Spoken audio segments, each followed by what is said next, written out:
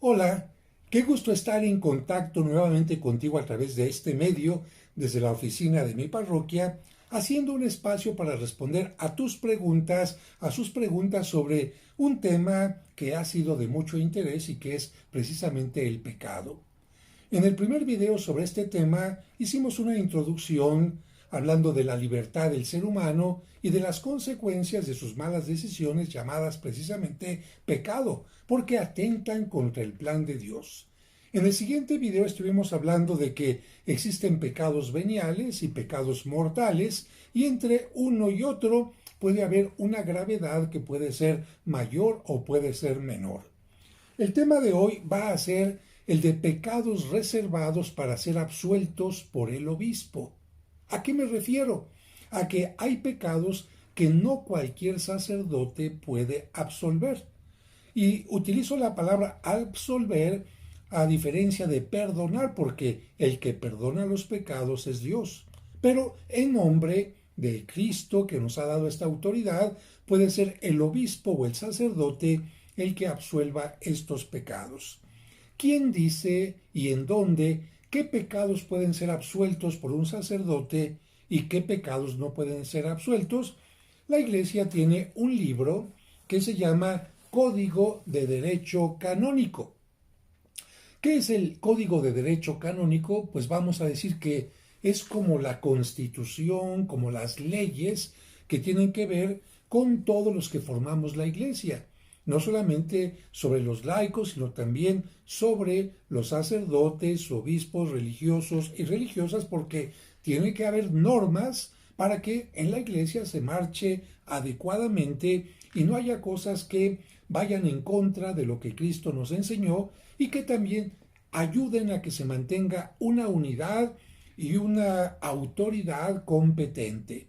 De tal manera que particularmente en este libro llamado Código de Derecho Canónico, en la parte que se refiere a de las penas para cada delito, y es la parte segunda, aquí las penas para cada delito, se nos va a hablar precisamente de algunos pecados que por la gravedad de los mismos no puede absolver un sacerdote.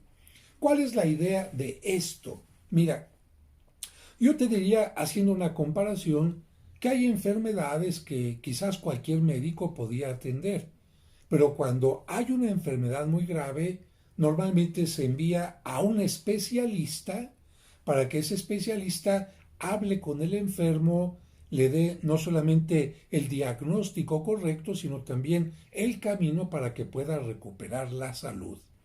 Tomando en cuenta que el obispo es la autoridad máxima, pero yo diría que más que la autoridad máxima, el pastor más importante, preocupado por las ovejas, le toca a él hacer que la oveja más alejada, que la oveja más descarriada, que la oveja más enferma, que la oveja más débil, sea atendida por él para que pueda regresar dentro de la iglesia. Y la mayoría de los pecados que solamente pueden ser absueltos por el obispo son precisamente los pecados llamados late sentencia, la excomunión late sentencia. ¿Qué significa esta palabra? Que una persona, por haber cometido uno de estos pecados que vamos a mencionar, automáticamente, como dicen los muchachos ahora, ipso facto, sin tener que recibir un documento, sin tener que recibir una llamada, queda excomulgada inmediatamente por la acción que ha cometido. Esto hace que el pecador entonces entienda que ha incurrido en una falta grave, que pone en peligro su relación con Dios y con el prójimo, que pone en peligro su salvación y por eso necesita encontrarse con el obispo y recibir de él no solamente una amonestación, sino también una invitación para un cambio de vida y una oración especial por este pastor de la iglesia que acoge a los pecadores de manera particular. Solamente aquí hago un paréntesis. De hecho, en los primeros siglos de la Iglesia era el obispo el que ponía ceniza a los pecadores el miércoles de ceniza, especialmente a los que habían incurrido en faltas graves, y era el obispo el que los acogía nuevamente después del tiempo de la Cuaresma, para que se manifestara su conversión y la recepción y la oración de la comunidad, primero la oración de la comunidad por los pecadores y después la recepción gustosa de estos hermanos nuestros que se habían alejado de Dios y también de el prójimo. Así que late sentencia es la excomunión automática que se produce aunque no exista una declaración escrita de excomunión por parte de la Iglesia contra una persona determinada. El cometer el delito ya implica la excomunión automática. ¿Cuáles son estos pecados que solamente puede absolver el obispo? Primero, herejía. Ya mencionamos en el video anterior que la herejía es una negación pertinaz, constante, de una verdad de la fe católica, de tal manera que si una persona está en contra de un dogma, está cometiendo una herejía. Si esta herejía la mantiene públicamente, en ese momento la persona está excomulgada. También el cisma, que es un cisma, un invitar a la gente a que se separe de la Iglesia Católica, especialmente al no reconocer la autoridad del Papa. Así que esto también es algo que solamente puede absolver el obispo. Y la apostasía, que es finalmente renunciar a la fe con todo lo que esto implica. Si la persona se arrepiente, por supuesto que puede ser absuelta, pero únicamente por el obispo. Otra causa que actualmente ha cambiado es el aborto. Así lo dice claramente el Código de Derecho Canónico. Cuando el aborto directamente procurado se produce, para aquel que colabora con el aborto, se tiene una excomunión declarada. Así que este punto también era algo que solamente podía absolver el obispo, pero en los pontificados recientes, tomando en cuenta el dolor de tantas mujeres que cometían este pecado y lamentablemente la multiplicidad, pues entonces ya el obispo dijo, primero, en tiempo de Cuaresma, autorizo a que algunos sacerdotes puedan absolver de este pecado e incluso en algunos lados a que todos los sacerdotes puedan absolver de este pecado como un tiempo de gracia. El Papa Francisco recientemente, a partir de su pontificado, ha permitido que el pecado de aborto pueda ser absuelto por todos los sacerdotes en todo el tiempo, mostrando la misericordia de Dios y el acercamiento a todas las personas que lamentablemente sufren por esto. Pero más adelante voy a hablar de este punto, qué sacerdotes podían absolver en nombre del obispo, pero continuamos con las penas pecados que solamente el obispo podía y puede absolver. Fingir ser sacerdote y así celebrar la Santa Misa u oír confesiones. Así que imagínate que una persona llega a tu casa y dice, yo celebro misas a domicilio, o bien estás en un cementerio y se acerca alguien que no es sacerdote y empieza a celebrar la misa, o alguien se mete a un confesionario para fingir que es sacerdote y estar escuchando los pecados de las personas. Pues esto es algo que solamente el obispo puede absolver. El cuarto pecado que solamente el obispo puede absolver es la captación o divulgación por medios técnicos de lo que se dice en la confesión. Bueno, imagínate que tú te acercas a un confesionario y que abres tu conciencia, tu corazón ante el sacerdote y hay alguien que puso ahí una grabadora. Hay alguien que puso ahí un micrófono para que se esté escuchando lo que tú en tu intimidad estás queriéndole confesar a un sacerdote. Esto es muy delicado. Así que si alguien hace esto, solamente el obispo lo puede absolver. Hay pecados que quizás no causan directamente lo que llamamos la excomunión late sentencia, pero sí generan entredicho late sentencia. Y esto es lo que tiene que ver especialmente con cosas o personas a quien se considera sagradas. Por ejemplo, la violencia física contra un obispo. Pero aquí aclaro, no porque el obispo se atravesó en un crucero y la persona que iba manejando se enojó y sin saber que era obispo quizás se baja y lo agrede. No, en este caso se refiere especialmente cuando alguien sabe que alguien es obispo y lo ataca físicamente porque el obispo predica como obispo, defiende la fe como obispo, defiende la doctrina de la iglesia como obispo y alguien, por esta razón, lo ataca violentamente. En este caso, ningún sacerdote puede absolver a la persona que ha atentado contra el obispo. El atentado de celebrar misa. Entonces, aquí estamos hablando de lo que ya explicamos anteriormente, el atentado de absolver u oír en confesión por parte de un fiel. Imagínate que una persona que no es sacerdote se sienta ante un confesonario, escucha y luego finge que está absolviendo a la persona. Después la falsa denuncia de solicitación. Falsa denuncia de solicitación. ¿Esto qué es? Mira, el pecado de solicitación es el siguiente.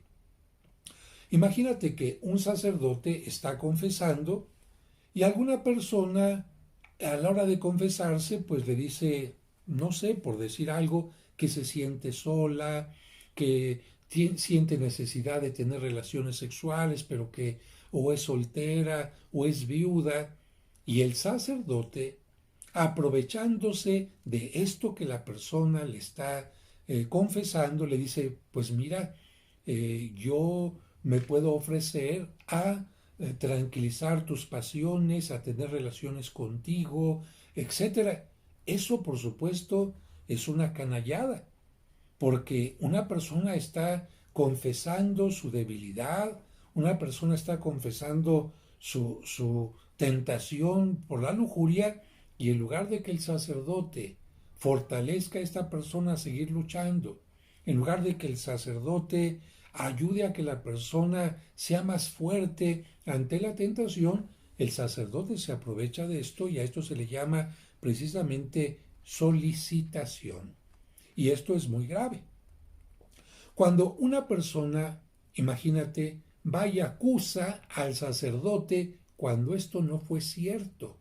Y esto, pues lamentablemente puede existir porque la persona quiere dañar al sacerdote por alguna cosa en particular, porque a lo mejor la persona estaba queriendo tener algo con el sacerdote y el sacerdote no le hizo caso, entonces llena de coraje, de rencor por este tipo de cosas, la gente dice, entonces voy a denunciar al sacerdote que me dijo esto en confesión, que me solicitó en confesión.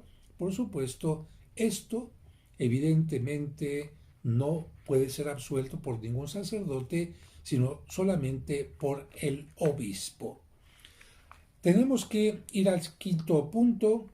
Un religioso con votos perpetuos, no clérigo, que atenta matrimonio.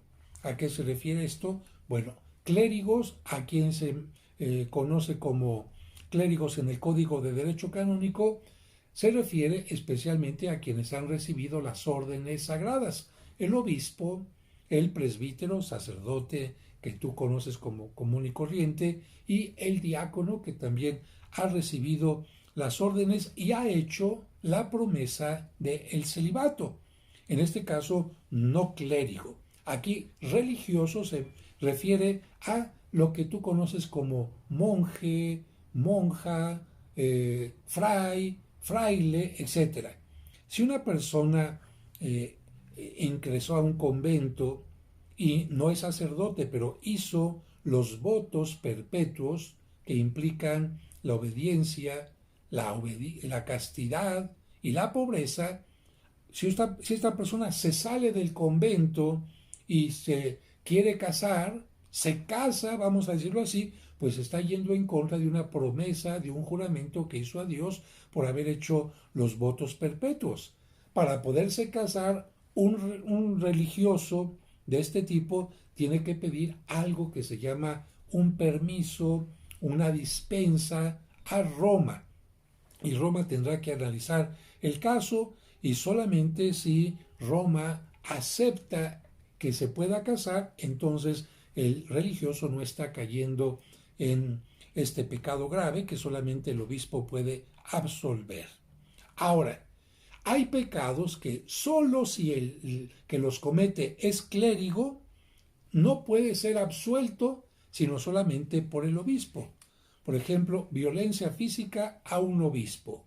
Bueno, ya entendemos, el sacerdote se enoja con el obispo por el que lo cambió, el sacerdote se enoja con el obispo por alguna cosa justa, en fin, y lo agrede, no puede ser absuelto por otro sacerdote.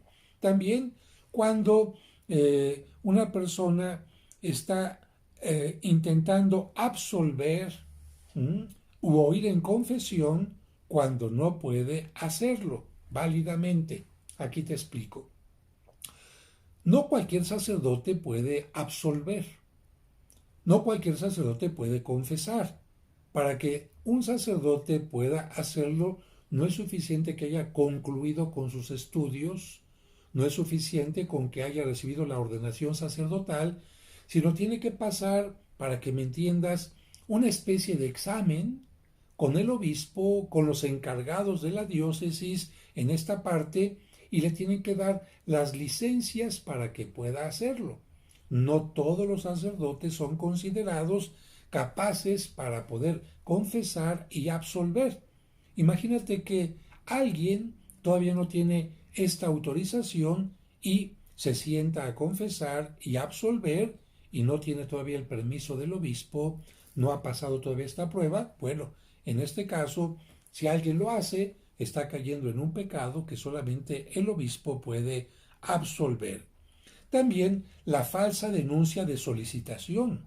Si la persona es clérigo, imagínate que un sacerdote va y acusa a un hermano sacerdote de que se aprovechó de alguien en el confesonario solicitándole sexo, tocamientos, y esto no fue cierto. Bueno, ese sacerdote no puede ser absuelto sino solamente por el obispo. Y también, como en la parte anterior, sobre los monjes, las monjas que atentaban casarse, en este caso, si un clérigo, un cura, como tú le dices, un sacerdote, un obispo, intenta casarse y ha hecho votos de celibato, también necesitaría, para poder casarse, recibir una dispensa especial de parte de Roma. En este caso, ¿quién puede absolver los pecados que hemos mencionado? Solamente el obispo diocesano. El obispo de cada diócesis puede absolver a la gente de su territorio diocesano, especialmente de estos pecados, pero puede delegar a vicarios generales y al canónigo penitenciario. A ver, para que me entiendas, el obispo no podía estar quizás todo el tiempo en el confesonario, y la persona que quiere que le absuelvan, pues no siempre coincide con el horario del obispo, o el obispo no está siempre en la catedral, y para ello el obispo delega a unas personas específicas, o bien a un vicario general, a un sacerdote que le dice: en nombre mío tú tienes esta autoridad, o bien al canónigo penitenciario. En lugares como la Basílica de la Ciudad de México, la Basílica de Guadalupe, o en la Catedral Metropolitana, hay sacerdotes que reciben el nombramiento de canónigos. Yo tengo este nombramiento de canónigo, y entonces el obispo puede decir, si él lo considera conveniente: yo a ti te nombro de alguna manera mi representante para absolver este tipo de pecados. Pero esto tiene que hacerse totalmente por escrito. Mira, aquí tengo, por ejemplo, el documento en que el señor cardenal, con su puño y letra, menciona que a nombre de tal persona tiene que aparecer: muy ilustre señor canónigo José de Jesús Aguilar Valdés, arcediano, canónigo del Cabildo Metropolitano de México. Y aquí dice: te concedo a ti facultades equiparables a las de penitenciario para absolver de censuras eclesiásticas por el tiempo de 5 años a partir de esta fecha. De tal manera que, aunque un sacerdote sea canónigo, si no tiene este nombramiento, no puede absolver de estas, vamos a llamarle, de pecados especiales, y tampoco puede hacerlo para siempre. Hay un tiempo específico. Si el cardenal decide ampliar el tiempo, tendrá que hacer una carta nueva, un escrito nuevo, para precisamente dar este nombramiento. Y en ese caso, cuando las personas llegan a la catedral, pues van a ver que hay un confesonario que dice, particularmente en la parte superior, penitenciario. Cuando una persona ve este letrero, sabe si tiene un pecado de este tipo particular que solamente el obispo puede absolver. En este caso, puede recibir la absolución en este lugar. ¿Por qué es importante que tenga este letrero? Porque imagínate que la persona llega con cualquier sacerdote y después que ha hecho la confesión, el sacerdote le dice, yo no te puedo absolver de esto. Ay, pues la persona va a decir, ya pasé la vergüenza, ya pasé la pena, me tengo que volver a confesar. Para tratar de evitar esto está el letrero de sacerdote penitenciario. No significa que el sacerdote penitenciario solamente pueda perdonar esos pecados. El sacerdote penitenciario está confesando todos los demás pecados a todas las demás personas, pero tiene autorización para absolver de estos pecados reservados al obispo. Pero hay otros pecados, y con esto vamos a terminar, que solo pueden ser absueltos por la Santa Sede, es decir, por el Vaticano, por el Papa o por quien el Papa tenga como representante en la Santa Sede, lo que se conoce como la penitenciaría apostólica. ¿A qué se refieren estos pecados? Bien, las excomuniones late sentencia, que son sacrilegio, es decir, profanar las especies consagradas, haber profanado la hostia consagrada, haber profanado el vino consagrado. Atentado contra la vida del romano pontífice. Imagínate, por ejemplo, este hombre, Agli Azca, que disparó contra el Papa. Claro, él no era cristiano, él no era católico, no le importaba que le absolvieran o no, aunque el Papa de todas maneras le brindó el perdón.